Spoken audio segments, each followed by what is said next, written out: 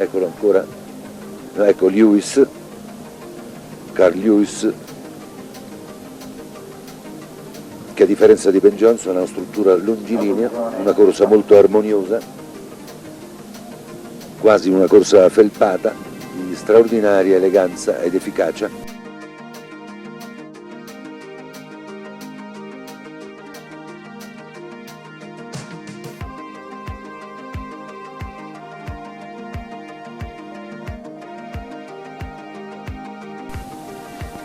Quinta corsia per Lewis,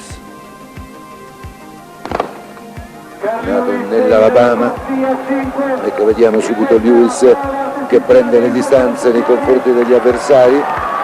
Ecco Lewis che spanda leggermente in curva,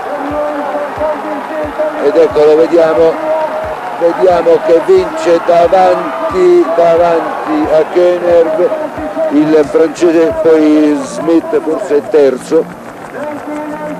19,82, un risultato clamoroso, dobbiamo dire, e adesso dobbiamo sentire naturalmente la velocità del vento. In assoluto vi diciamo che 19,82 è la terza prestazione assoluta di tutti i tempi, è la prestazione migliore dell'anno, sempre che naturalmente non ci sia, ecco, a dispetto di questo leggero sbandamento in curva, e Lewis è soggetto a questi sbandamenti proprio per la sua ampia falcata.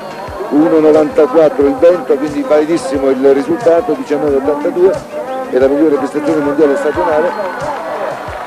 Lewis, come abbiamo ricordato, ha fatto meglio, 19,75 Indianapolis nell'83, ma ha confermato il suo straordinario talento